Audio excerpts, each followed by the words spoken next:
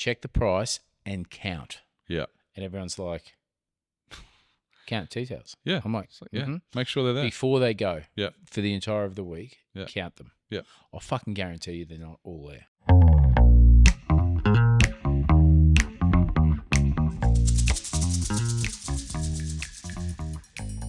Hello, TK. Hello, Pete. Sorry to take your attention away from barking animals, but I thought we should... Multitasking tonight. Well done.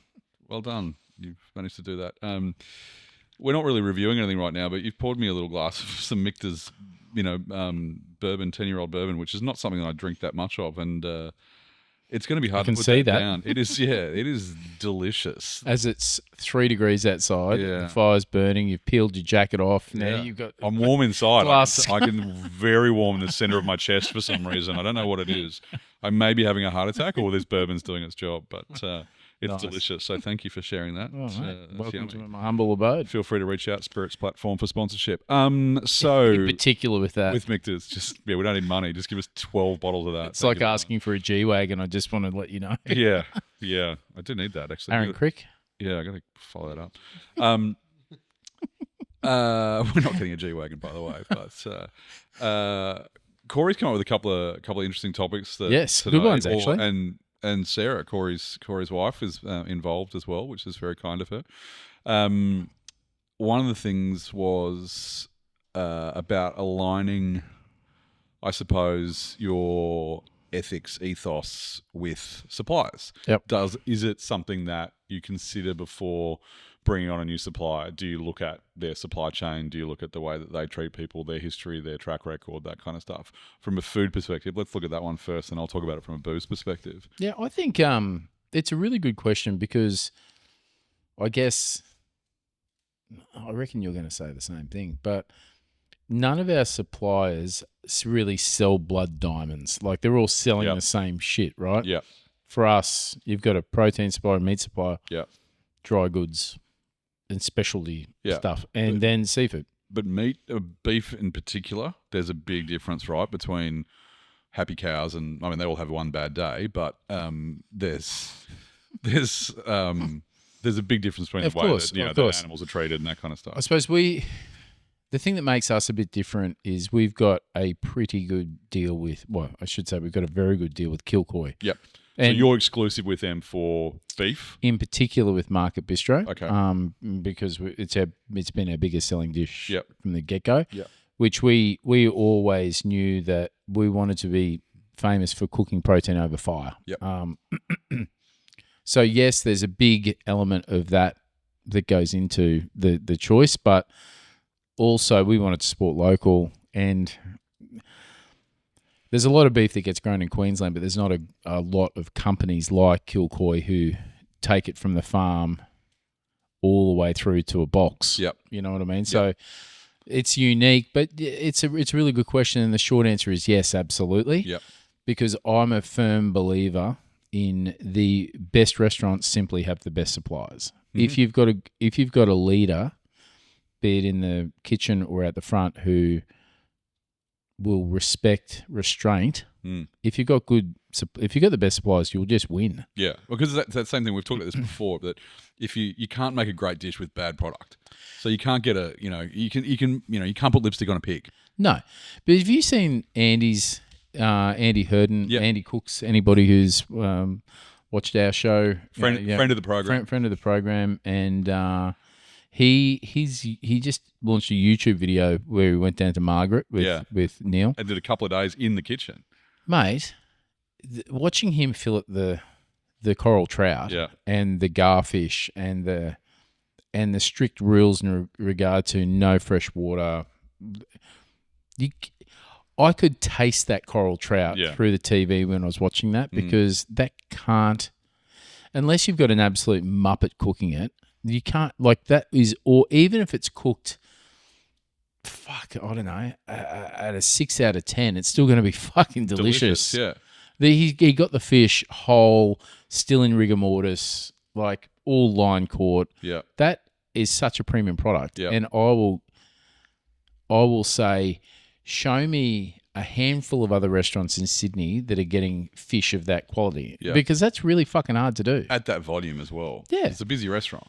And I think he's really, really happy with what I got from it. He's really happy with getting 25 garfish, and when they're done, they're done. It's one. And it's the same with coral trout. When it's done, it's done. Yeah.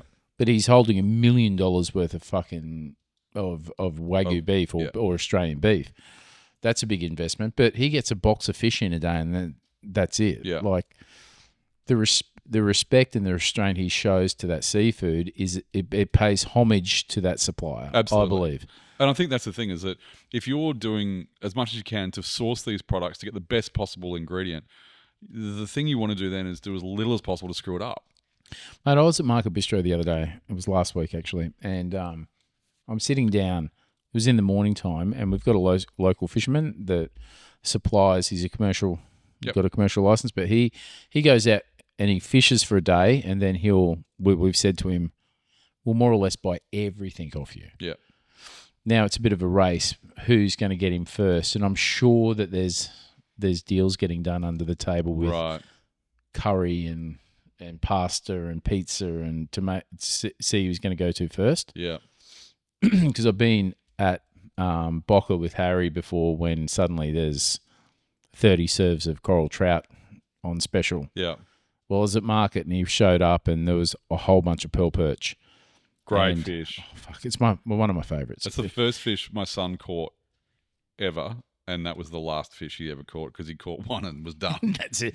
Well, you start with that's the king of the. Yeah. For me, it's pearl perch, coral trout, mangrove jack. Yeah, that's it. They're King George Whiting. I'm a sucker for King George Whiting. If you can fuck the bones off in a better way, but and so then I looked Flathead. Sorry, now I'm dusty flathead. I had a mate last week. Fish and chips with flathead. Oh my god! He had like a 95 centimeter flathead he caught in the Maroochy River the other day. He said the flathead are everywhere at the moment. They're like a dinosaur, aren't they? Yeah, they're huge. They're too big. They're breeders, so they throw them back. But he said this thing is fun. Battered as a fish and chip fish. Boom. Gurnard. Oh my god! I love gurnard. It's one of those things. Cold water fish, fish and chips. In Marlborough, I went fishing in the Sounds once, and it's just like just dropping line. But it's like you'd put the line in, boom, gurnard, boom, gurnard, boom, gurnard. It's like it's so back fun. in the Stokehouse day. I was buying New Zealand gurnard for $12 a kilo. Jesus, and it was fresh from New Zealand. Yeah. But it was one day out of the water and it was arriving into Brisbane. So within 24 hours, it's in yeah, that's delicious. But anyway, sorry. Anyway, this pearl perch driver said to Juzzy, can you rip a couple of fillets off coming in for lunch? Yeah. And he goes, what do you want me to do with it? I'm like, just put it in the oven, mate. Just cook it. Just take the fillets off, take the skin off, olive oil, lemon juice, salt and pepper. Oh, my God. Yeah. And it was unbelievably delicious. Yeah. And that is such a distinct nod to the supplier because no one else on the Sunshine Coast is getting pearl perch that's hours out of the water. Yeah. So you can't help but win when you're doing that. So with that in mind as well, so they're suppliers that come to you as well, right? Like but that's 30 years in the making. And that's what I was going to say, though. That's not we like pay on time. We opened a restaurant last week, so now we're going to get the best quality products. I'm not saying you can't do that, but that has an impact, right? But it takes a lot of fucking work to do that. Even to start that process. Yeah.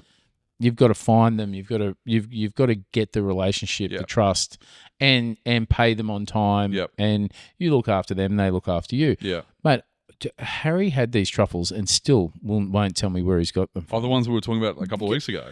So I had lunch at Boca this week with our accountant, and Harry sent out this. He called it a pizzetta, but it was tiny. It was about 20 centimeters across, and it had parmesan custard in the middle of this. It wasn't a pizza. It's hard to explain. Puffy pizza dough on the outside, but instead of it being a puffy garlic bread in the middle, he put this big in the dough. He put this big spoonful of parmesan custard in the middle of it.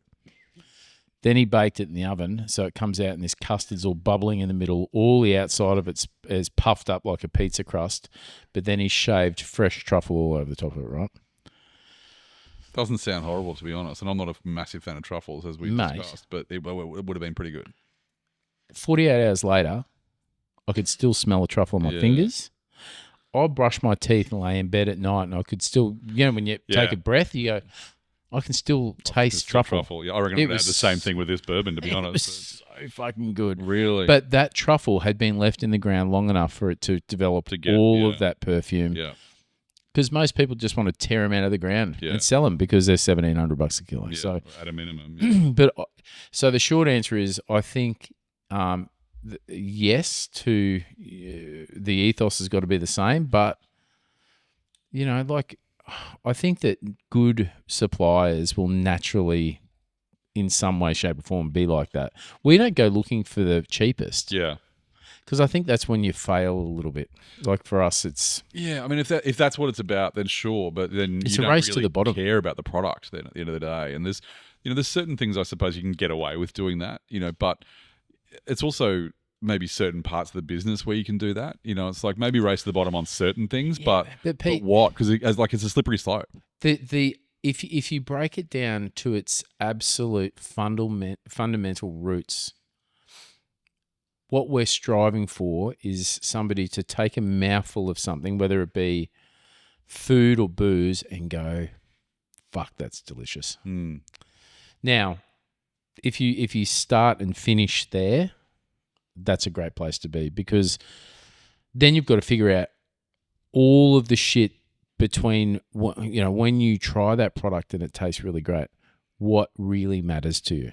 Now, is it buying local? Is it organic? Is it line-caught seafood? Is it grass-fed beef versus grain-fed beef? They're all the things you've got to work out what's really important to you. But for our business, and I've said it 1,000 times and I'll say it again, quality of product, number one. Now, the quality of product, am I sitting back going, we only ever buy line-caught fish? Oh, that's untrue. But I would suggest... It's also really hard to do. 95% of the time, yes. Yeah. Then our suppliers, who's going to look after us? So who's supporting us? Yeah. Then a distant third is the price. Now, the price just needs to be market. Yeah. So we're not ever chasing the cheapest, because the reality of it says that you're never going to get the best quality product for the cheapest possible price. That matrix doesn't exist. It just doesn't. It's like fast, cheap, or good. Pick two.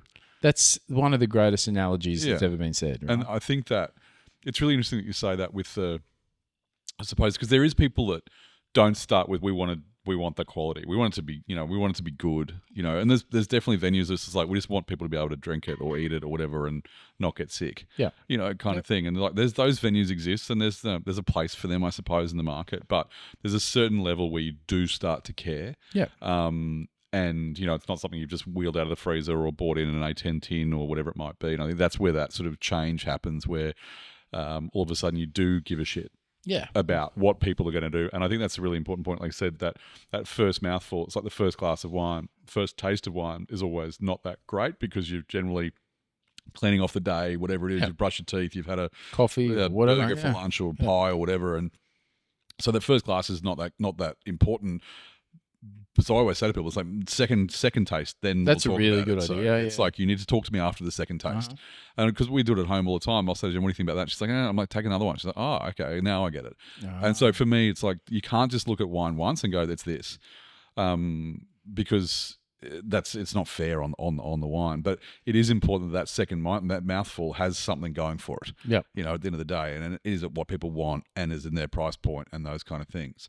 So what about, I suppose the other big one, if you take, your proteins out of it, like fruit and veg is massive, right? Yeah. For you guys, and for most restaurants, fruit and veg, because you've got variable products from variable places, you've got things that will only be in for a short period of time versus, not as long. These days, obviously, with some of the things that we do in that industry, you it's can tough. get a lot of stuff all year round, but it doesn't make it good. But mate, we reach out. We try desperately hard to reach out to local guys, or I suppose we're really fortunate in the Sunshine Coast because it's like such a food bowl. There's a bit of a fruit bowl here, yeah. Like if you go as far as Gatton for lettuce and carrots anything green and fruit and vegetable wise, all the way up to Gympie with green beans. Yeah, we're very fortunate. Yeah, but for me, if you can find a guy, look, we're fortunate. We've got a ginger guy who can provide young, fresh ginger shoots. Yeah. Yep. Which isn't, when you cut ginger generally, it's really fibrous. If you get really young ginger, it's not like that. You can eat it, yeah. And it's literally half the price. Really? Because there's no middle guy. That's not our suppliers ripping us off. Yeah. It's just there's 3 transactions less. Yeah. So there's not X percentage everywhere all the way through. No. So if you can be bothered and you got the time to go there and go, can I grab 2 boxes of that ginger? It's half the price. Yeah. The same as limes. Like if you're using 1 million limes, then if you can find a company that's growing the limes that you can say, can I have juicing limes that have literally fallen off the tree? Yeah. That you're not using it for garnish. You're just using it because it holds heaps of juice. Yeah. You're going to save so much fucking money. Well, I think, we buy juice. It's like we've got a couple of smaller local producers that just sell us juice. Perfect. And it's great because it's great quality. Yep. Often it's called, super. It's not concentrate. It's just literally juiced It's limes. just juice. And you can actually, some of them are so good you need to cut it back. Yep. Because it's so acidic. But I think that's the thing as well. Going back to that idea of what do you want to be? Yep.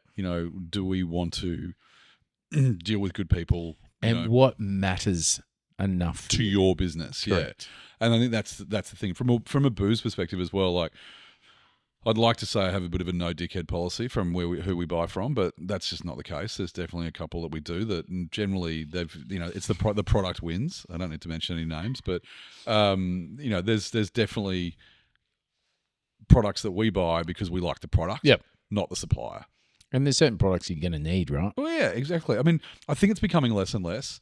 I met with a big brand recently, and they actually, they've been really quite aggressive in the way that they deal with certain people, and it's that stuff where it's just like it's the arrogance of it is just absolutely mind blowing. Like walking into a retailer who has won, so many awards for their selection, their service, and everything else, saying you'll never be a good retailer if you don't carry our brand.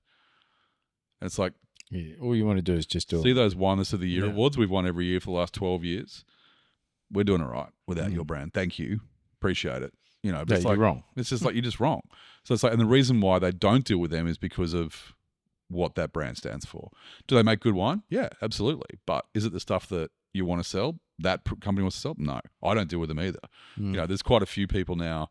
I think this the old days of it, you need that on your list. It's like, no, you don't. You don't need those things on your list. I think it's got to be a matter of the fact that you're getting a bit older. Yeah. And you're getting a little bit wise. And you're getting grumpier. I was about to say, and you're getting a little less tolerant. That's definitely it. Your black book is growing. Well, but it's also, Fuck off. That's part of the experience, absolutely. Right? It's just like, but just don't tell me what I need to do. Unfortunately for a lot of people, I have a very long memory. And that company in particular, I haven't dealt with for over 20 years. Yeah, right. Which is fine. It's just like, whatever. Someone shit the bed 20 years ago. Yeah, exactly. And you were aware of another company that I won't deal with for different reasons as well. And it's just like, if I have an experience with someone that proves to me that they don't know what they're doing or they just make it difficult, like that's the thing. It's like when I'm calling someone, if I'm trying to buy wine off someone and they make it difficult, I'm like, there's something not right here. Mate, we launched a burger brand years ago, and we didn't have fucking 5 cents to rub together, right? And I remember through mutual friends, I reached out to 4 Pines. Yep. And that just sort of started. Yep. When they were in Manly and yeah. And I just said to them, well, I want to open this burger shop and I want to have like 5 or 6 burgers on the menu and I want 1 beer. So if you want to come and have a beer, it's this. Yep. I just want to I want to carve all the bullshit out of it. And they were like, that's a fucking fantastic idea. I said, would you be keen to either supply us with a fridge or the beer taps or something? Yeah. And we won't have any other beer in the house. Yeah. And they're like, no.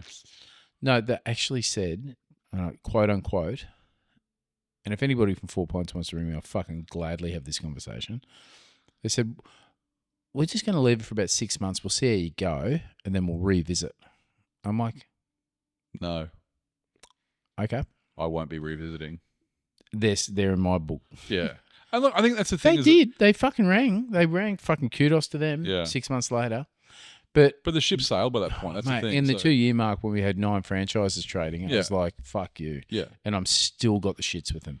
And that's the thing. It's like it's one person did one thing wrong, but it doesn't matter. It affects that moving Like, it forward. was so fucking infuriating to me. It's so small-minded. Not small-minded. What's the small? Short-sighted is the word. Mate, and I'm one of these people that, like, if you're going to take the risk, and I didn't ask him for a fucking $50,000 investment. No. It was like, if you want to come for a ride and you want to trust me, Yeah. then you'll have all my business. Because if we turned out to be Maccas, Yeah. we still have one beer. Yeah. I would have made sure of that. Do you reckon Macca's should sell beer? Fuck, can you imagine that? Yes. Because like in Europe you fucking can, hate like, you know, Macca's this. so much. Yeah, we don't want to start about Macca's again. Yeah. I seen this latest TikTok I don't video want that to, somebody just- showed me that it was I want to say it was Big Mac or quarter pounder that was 3 months sitting on a bench, nothing on it. nothing on it, and then it might have been 6 months, but then somebody wrote into him and said, "Can you get a Burger King burger to this?" And do the same thing. The equivalent of a Big Mac or a Yeah. quarter pounder for Burger King, Yeah. and a Five Guys, and start the process again. Yeah. So he did it, and it was after a month, right? And there was nothing on the Big Mac burger. Like, it looked like No it had just molds, come no- out of the yeah, oven, yeah. right? Yeah. Then the Burger King was pretty putrid. Half of it was like mold. Yeah. The Five Guys, mate, I thought he was going to throw up when he was opening the bag. Really? It was legitimately a black dust bowl. Like, it was and he had, But in a good way. it was fully fucked. Like, it didn't even resemble food anymore. But that means that it was real food when it started. And that was his point. Yeah. And then he put the 6-month-old Macca's burger next to the 1-month-old or whatever, how old, and there was no change. Yeah. There was literally there was no mold anywhere on the burger. Yet And the Five Guys, after a month, if I showed you, you wouldn't even depict it as a burger. It was a mound of black mold. It's just a living organism by that stage. Yeah. And when he picked the bag up, the bag had stuck to the bench because it had all juiced out. Yeah. It was just rancid. But it's like, what the fuck is in that? Yeah. And those recipes, I mean, not recipes, those trials and things have been happening for so long. I You see know, them. and it's they just like- shock me every single time. It's gross. But I think that's Beer like and just- still, I don't know. I It's don't like- think it's not going to happen. I don't think Certainly- you're going to get a burger out of me still. It's not, and there's no way they're going to get licenses, and they probably shouldn't. But it's interesting that in some countries they do. I never knew that. Yeah, or maybe I'm just quoting Pulp Fiction where they talk about you can get a beer at McDonald's, Le Royale with cheese, but Was that Burger You can do King? that or- everywhere else in the world. yeah, What's that? you can get it. You can. Yeah, pretty much. I'm 90% sure everywhere else in the world at like Burger King, McDonald's, and stuff, you can get beers. I don't think that to be true. I don't think in the States. I don't. Yeah, I think it's don't true. you Trust want me, it. you I need don't to think you want Google it at the end of the Trust day. You me. certainly don't No. need it, but When I was in Spain at the airport, I got a beer with my Burger King. did you? It was really good. What beer was it? Estrella, Not probably. Forex Gold. Golden. 4X Gold. Oh, it was Spain. So that's right. I have a passport. L4X Gold. But I think just to bring it back to the supplier question, I think that, you know, again, it's like for me, it's like I want to deal with people I like as much as possible. I want to deal with people that make my life easier. I want people that are good communicators. I try and do my best to respond to every single email I get from a supplier, and there's a lot of them. Not bad.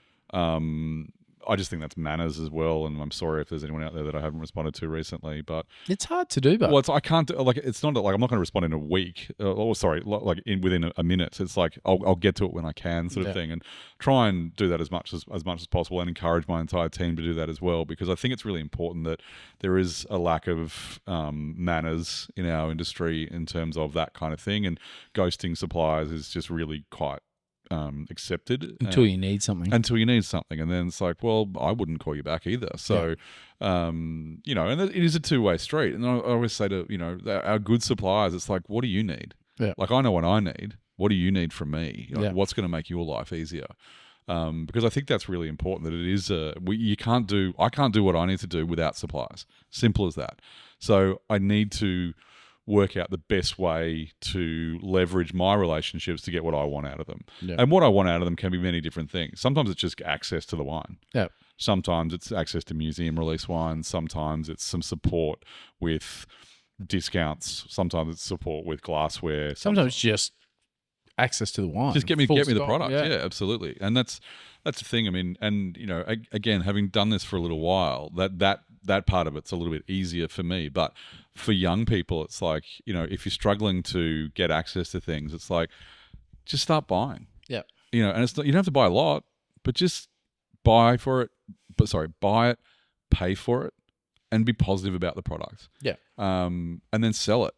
Show it to your customers, talk about the wine, talk about whatever product it is, doesn't have to be wine, and then reorder it, and then you might be buying X amount of one product in the portfolio, and all of a sudden it's like, oh, we've actually got a little bit of this for you, and then... Yeah, or try, if they've got a superstar wine, try their second tier. Yeah. And support them. Yeah, I was going to say, because you got to scratch their back as well. Absolutely. Like if you just ring Rockford up and say, "Have you got 6 basket press?" I'll just tell you to go fuck yourself. Yeah, exactly. But if you politely, but sorry, Sharnette, but yeah. But if you feel what is fair and reasonable, if you take a couple of their other wines. Yeah. At some point in time, the keys to the kingdom will be given to you. That's the thing. It's like, and I think that's really important, is that I know, like from a Four Pines point of view, using that story, and no offense to Four Pines, I think the beers are delicious, but you do kind of have to get some runs on the board a little bit, but not in that situation for me, because it's like there's got to be a commitment on both sides. Yeah. Like you're saying, I'm only going to pour one beer. It's a big risk, right? For you, that's a thing. For them, I don't know what the risk wouldn't have been. If they're paying for a glycol system, they're going to own it anyway, so they can rip it out if it shits the bed in 6 months anyway. So, and there'll be somewhere else they can put it in. But again, there's sometimes people make decisions that you don't know where they were like with their finance at that point in time as well. People say different things. So I can understand why someone would have said that. Would I have done it? Probably not. I would have done exactly what you said and gone, yeah, absolutely, let's lock this in now and see where we go. And I think like beer in general at the moment is a big one. Like beer suppliers are, the smaller guys are struggling. There's still beer closures coming. There's more breweries that will go under in the next probably 6 to 12 months.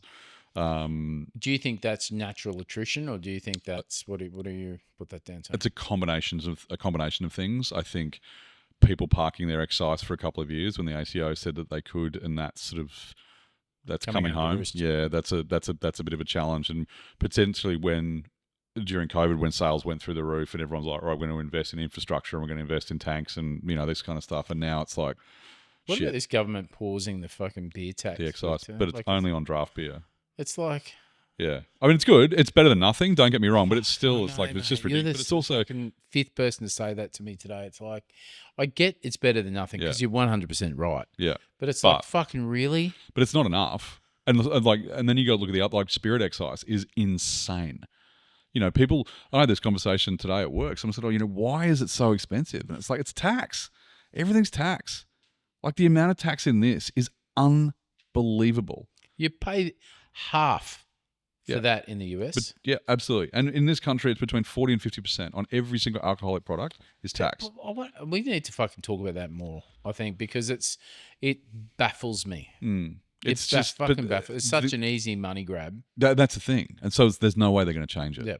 Because at what is it now? $106 a litre. It's like, what are we talking? And then obviously you do the math with the alcohol content. So it's $106 a litre at whatever the high alcohol, and then you cut it back. But it's so much money that people wonder why spirits getting more and more expensive. Like why the small batch stuff, the really interesting things, the artisanal, to use your favorite word, Corey, gins and vodkas of the world are so expensive. It's like, because the government takes all the money. Like production's not that much. No. Like there's certain, like you can, and then gin's really not cheap, but it's like, it's not expensive to make. But then they will impose some of the most unbelievably horrendous rules around how you can sell it, when you can sell it, why you can. And like even just the maintenance of the records you've got to have in a distillery are off the chain. And if you don't get it right, it will cost you so much money. It's prohibitive. Like if the government was a commercial entity There's no way to get through. The ACCC be like, you can't do that.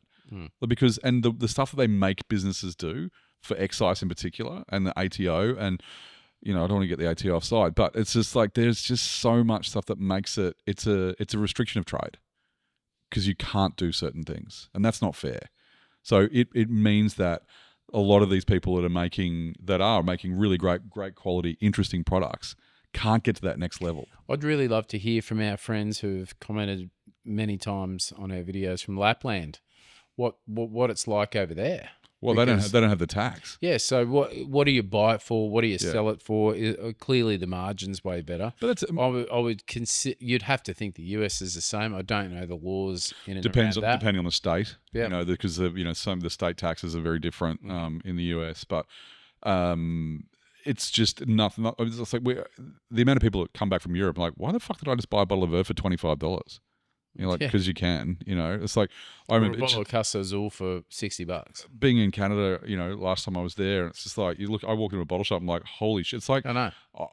When I walk into a bottle shop in another country, it's like a regular man walking into Bunnings, where you just sit there and you're like, fuck, I need all of this shit, and I don't even know what it's for. Because I walk into Bunnings and I get freaked out because I'm like, I honestly don't know what I'm doing. I don't know what I want one of those, but I don't know what it does. Yeah, I need to go and speak to Sarah now and get her to help me. But I think that when I go to a bottle shop and it's like there's no tax or there's no Australian tax on it, it's like, yeah, I need a 4-litre bottle of Campari. It's like, what for? It's like, I don't fucking know, but it's $70. Yeah. It's like, how can I not buy that? Well, mate, I walked into, I can't remember the name. It was like Trader Joe's or Trader something or other.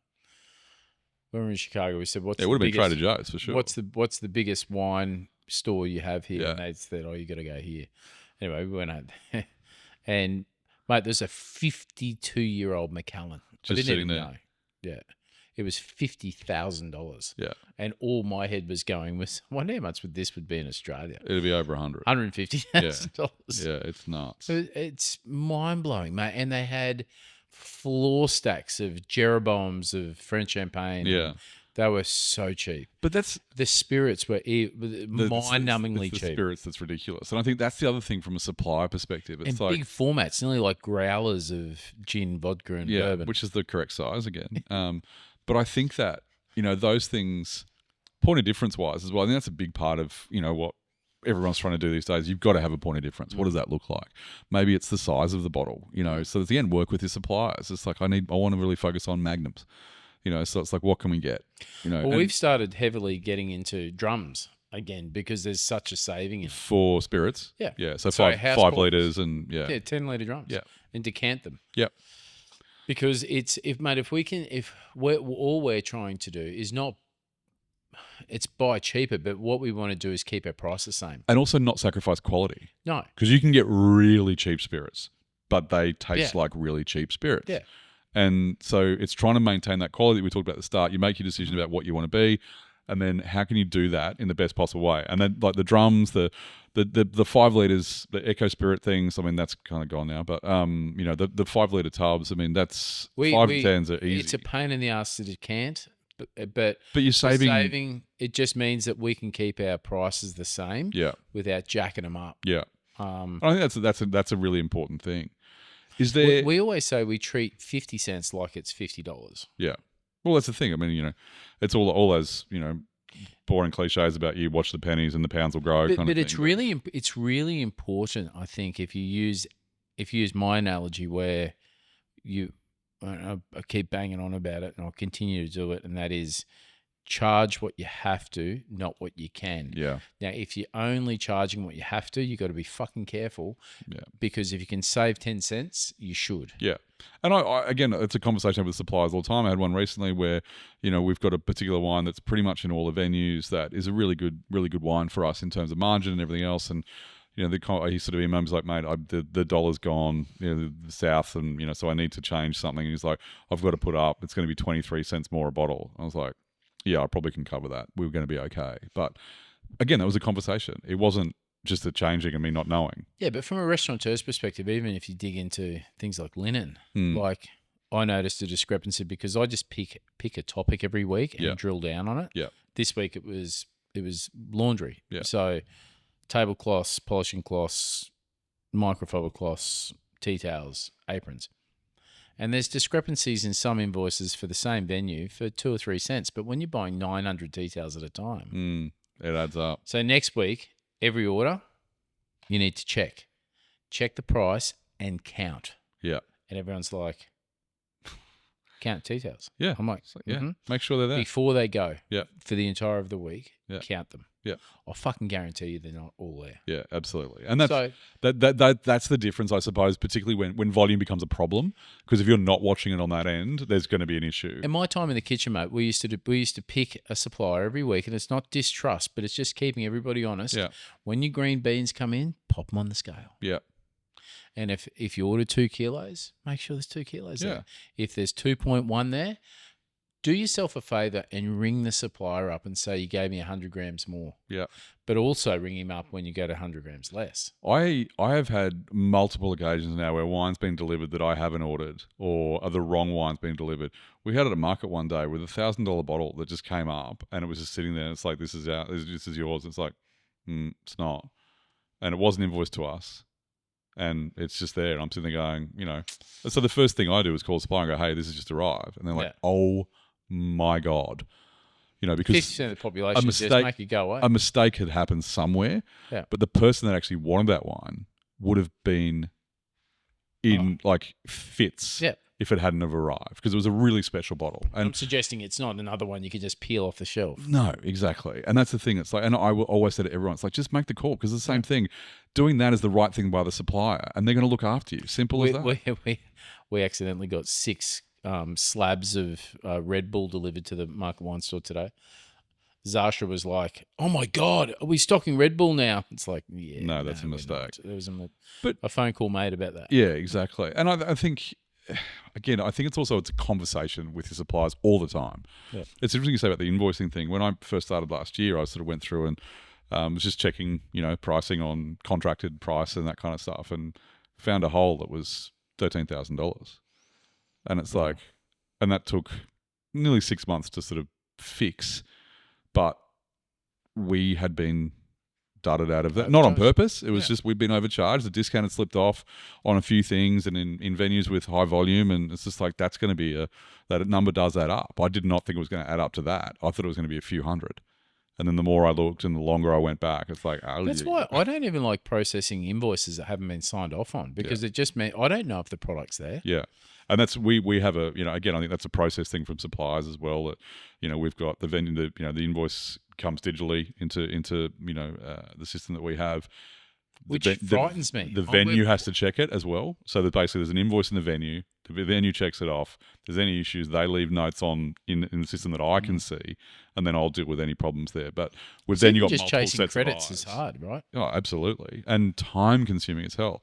We talked about, if you've got wines that are cork tainted or they've got a fault and you've got to send them back, that can take quite a while to get that come back into the system, particularly, and with expensive wine. It's like, I got a credit this week for something that happened, 2 months ago, and if I could have just easily forgotten about that, and I kind of had, and then I saw it and I was like, oh cool, I'm glad that came through. But it's also, it'll show up in stock take. Yeah, of course. So it's like every month, it's like, why is that bottle not there? It's like that's reminder. where it is. Yeah, exactly right. So it's like, that's what I would always do, is like leave it in there so that that's going to be changed. So. But isn't it terrifying, the amount of venues that don't stock take? Yeah. It's like, fuck. Yeah. Just start there, please. And I get it. It's a big thing and it's time consuming. It's a pain in the ass, but you got to do it. And the people are like, oh, the cost of doing it. I'm like, the cost of not doing it. It's like polishing cutlery. Like, you can't not do it. Just it is, as far as I'm concerned, it's a non-negotiable. If you don't want to stock take, do not open a restaurant or a bar. I think that's a valid point. I mean, you can probably get away with it for a bit, but at some point in time, it's going to catch you in one way, shape, or form. And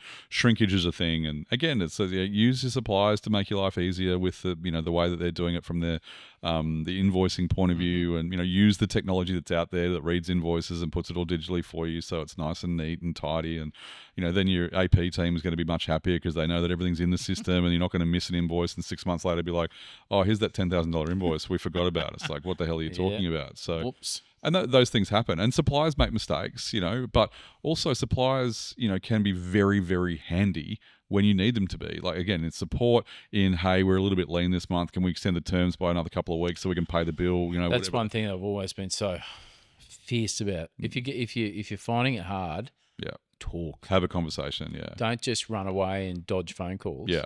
Just open. Mate, COVID was such a fucking massive eye-opener for me with that. Really? Because we were so far on the front foot, it wasn't funny. Yeah. And our suppliers were amazingly good. Yeah. And Amazingly good. I think that's when in hard times, that's when you need your suppliers more. Because you need to rely on them in certain situations. Yeah, And 100%. everyone has cash flow issues at some point in time. Something's going to happen, So if you know that you've got a good relationship with someone, and there's always going to be suppliers that you've got better relationship with than others. Mm-hmm. Like I'm really fortunate. A lot of the guys and girls people that I buy off, I've known them for 20 years more. So the relationship moves from transactional to it is personal, and like these guys are good friends. But that also. It's when it's not your business becomes very hard because it can. A lot of the times the only reason why the product's there is because of you. Yeah. And that person is going to look at you. Yeah. Rather than the person who owns the business. Yeah, absolutely. And I think that's just the nature of the beast. At the end of it, it's like any business, relationships matter. Yeah. And they can work in two different ways, I suppose. Yeah. But I think the big thing for me is, again, I think the key, like what you said, is like communicate with the suppliers as much as possible. I speak to suppliers way more than I would like to, probably, but I need them. Like we need them to do our job. Mate, I still do now. Like I have Mitch ring me up. I spoke to him twice today about it, but coconut cream's a significant problem. And it's a problem now. It's going to be fucked. In availability? Yeah. Because of the tariffs that Donald Trump's introduced, what's happening is a lot of the US is buying really hard now to get in before the They're tariffs actually kick implemented. in. So these huge companies over there are stockpiling shit. So coconut cream is a massive problem. Really? Yep. Where's coconut cream? Is there one? Mainly Thailand, Asia. Right. I thought it was like Indonesia and that. Indo, yeah. Okay. And it happened it's just before COVID. It happened. And mate, I ordered 2 pallets. I remember you, telling that story before. It was funny because Mitch was like, there's no coconut cream. We're in fucking trouble here. And we use a particular brand of it. Yeah. And then I made a couple of phone calls and I got 20-litre. Mitch didn't even know 20-litre containers. Drums existed, yeah. Yeah. And he was like, what the fuck? I'm like, he goes, where'd you get that from? I'm like, been doing it for a while, mate. Yeah. And I think that's the thing. And this is the challenge where those things, that sort of troubleshooting stuff that we can do because we've been doing it long enough, that's the stuff that's hard to teach young people as well. Like, because those relationships take time. And I've always done the right thing by those people. Yeah. I might not always buy off them. Yeah. But you give me a deal, I'll pay for it on the spot. I'll fucking go over and above. Yeah. And then they know, so they're happy. Because you Yeah. can imagine if everyone's chasing coconut cream, it's hard. Yeah. And then the price just naturally goes up. And you want them to think of you first. Yeah. So when I ring and go, you haven't brought coconut cream off me before, but I've known you for 25 years. Yeah. And we still managed to get 30 20-litre tubs of it. How long will that last? Oh, fuck. Not long. Not long enough. Yeah. Like the amount of coconut cream we go through is crazy, and it's such a significant part of our business. Yeah. It's the idea of it. I suppose the good bit about it is the powdered coconut cream is a fantastic product. Really? Yeah, really, really good. And for the very minuscule amount of Asian and Sri Lankan cooking that I've done through Pete Kuravita, he taught me that in some cases the powdered stuff's better. Is it as sweet? Yeah, it's a sweet. The only thing you don't get is a lot. I wouldn't say a lot of it, but some of the coconut creams are thickened with xanthium gum. Oh yeah. So it won't split. Yeah. It garnishes really nicely. It looks nicer. Yeah. And the mouth feels better. Where you don't really get that out of the powdered. Yeah. And if you got some dickhead mixing it, you think more is better. Yeah. And That's suddenly not the it case. costs you 3 times the price. But the powdered coconut cream is a really good product. And would you believe that it's a Maggi brand that's really good? Really? Yeah. So if you're making curry at home, try and Cara do a powdered one that you see in the supermarkets and Maggi do it. Have a play with it. It's really good stuff. You just said something then. Jesus, go back. I'm trying to reverse in my brain for a second. You said something.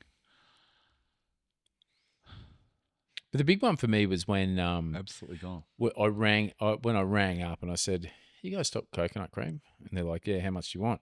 and because we use so much of it, when you say how much have you got? How many's in a pallet? Yeah. That people are like, what the fuck are you talking about? Yeah. But we've got 4 really busy Asian restaurants trading at any one time. So that's when I sit back and I go, imagine what Melbourne's doing at the moment. Fuck. Because there's so many Asian restaurants down there. They Like, need I that don't product, know what they're going to fucking do. Yeah.